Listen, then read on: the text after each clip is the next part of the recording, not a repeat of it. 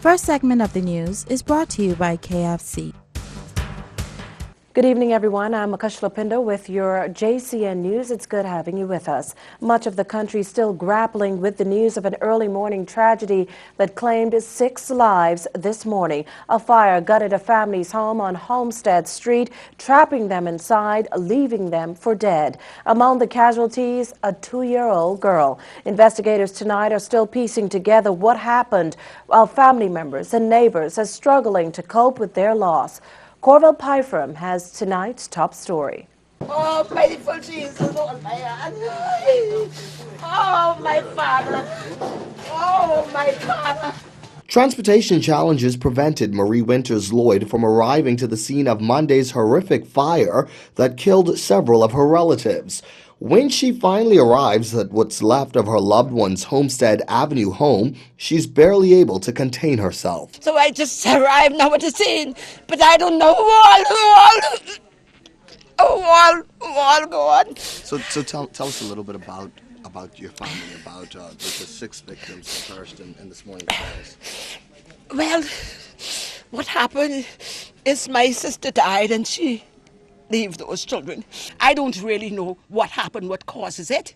You know, that's why I'm here now to find out what is the situation, the problem. You know, I don't really know, but, you know, probably sometime someone will come and tell me something, you know. The details of Monday's early morning fire that claimed 6 lives are still uncertain. Among the dead, though, a 2-year-old and a pair of teenage boys. All the victims were apparently in a room. Barred windows made it impossible for them to escape. But it's a very, very hard, striking blow for me this morning. You know what I mean? And I'm so sorry I wasn't able to get here in time because I don't have any my transportation is down and I was unable to get you, so I just tried to get you right now. So, you know, I just appreciate everyone who's here and I thank God, you know. And I know they were quiet people, they never interfere anyone. How long did they live here, do you know? Yeah, they live here for quite some time. They live here for years. Some years ago, they moved out from the house and they told me. And they came over here, and I visited them over here several times on several occasions, you know, and I know they were here. National Security Minister Dr. Bernard Nottage, moments after launching the Royal Bahamas Police Force's Fire Safety Awareness Week, visited the scene of Monday's tragedy. But you have to be strong at times like this, and all we can do is offer our condolences, pray for them, offer whatever services are necessary to help them through this transition period, and try to do everything we can to ensure that it doesn't happen again. There are some things that I think contribute to incidents like this, though, and we think we see some evidence of it here. So I think that the fire chief is very likely to give some advice to the people around here about how they can prevent circumstances like these from recurring. And it's not only here, all through this area, the Grove, Angleston, my constituency, there are people who live in proximity to each other as we do here.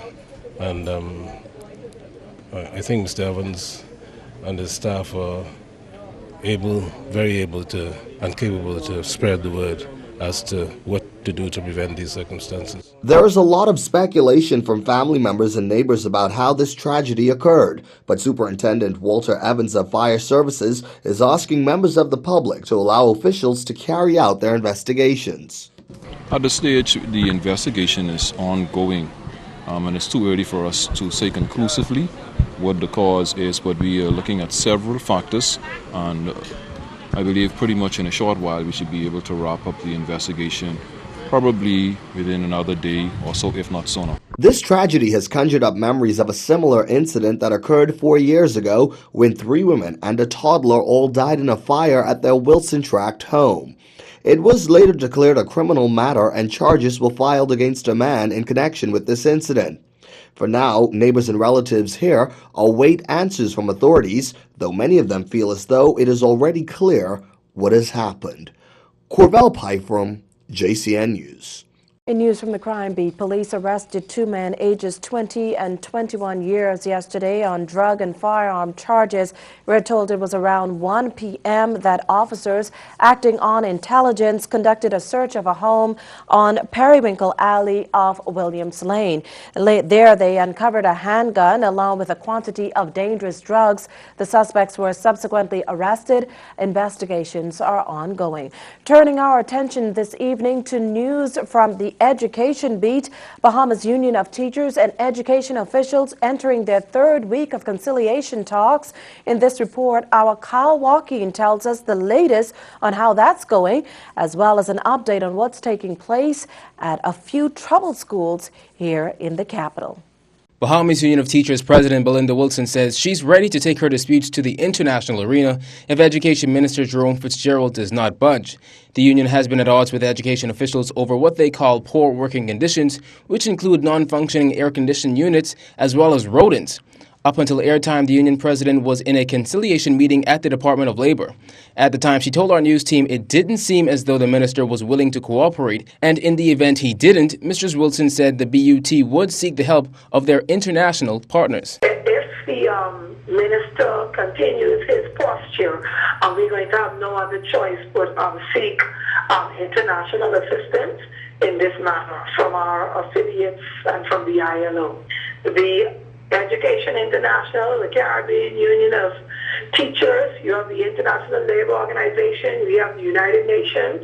We're going to have to draw on our colleagues from within the region. Meantime, teachers at Uriah McPhee, Stephen Dillard, and Carlton E. Francis primary schools all returned to the classrooms today, but some were left to teach outside. For instance, when we arrived at Stephen Dillard Primary, 4th grade teachers were giving lessons outside the school building. Poorly functioning air conditioning units are to blame, which Education Minister Jerome Fitzgerald claims are being sabotaged.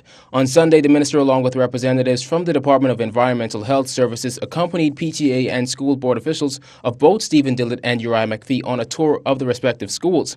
The idea was to bring an end to the hysteria that surrounded the schools in recent days and to satisfy parents that the schools pose no threat to the students, teachers, or staff. Now, there is one positive thing the union president did note. Uriah McPhee teachers, they are in the classrooms today. They said all of the air-conditioned units are working. The school is cleaned up. And apparently they're supposed to be having a meeting, actually right at this hour, with the Minister of Education. For right now, Mrs. Wilson says all public school teachers remain on alert. Reporting for JCN News, I'm Kyle Joaquin. Meantime, the search for a new College of the Bahamas president has entered the recruitment phase. Retired Supreme Court Justice Ruby Nottage, who chairs the advisory search committee yesterday, told reporters the position is open to all qualified Bahamians. In our deliberations, the advisory search committee, a very dedicated group of professionals whom you see before you today, has been meticulous in setting out the specific attributes of the leader that we are seeking and the qualifications and experience which candidates must exhibit. The new president must be a Bahamian citizen. Applicants must be of unquestioned integrity and have the capacity to inspire confidence and trust, both nationally and abroad, while building consensus within the institution. Now, according to COB Council Chairman Alfred Sears, despite the college's precarious financial position, Bahamian candidates will be offered remuneration packages competitive to opportunities elsewhere. This in a bid to ensure that the institution is led by a Bahamian best suited for the position. Mr. Sears also dismissed assertions that the committee would be unable to find a Bahamian meeting its criteria. We are confident that the pool is sufficiently large, considering the Bahamian diaspora and Bahamians within the College of the Bahamas and within the Bahamas, to produce a very competitive pool of candidates from which a very excellent selection could be made. Now, the recruitment phase of the search process is step 3 of 5 steps that reflect the best practices for executive searches for colleges and universities worldwide. After the recruitment phase, the committee will move to the evaluation and decision phases of the process, with the new president expected to take office during the latter half of next year. This as COB's current president, Betsy Vogel-Bowles' tenure expires at the end of the year. Dr. Erla Carey Bain, the college's current executive vice president, will serve as interim president effective January 1st, 2014. You're watching JCN News. Stay with us. The first segment of the news was brought to you by KFC.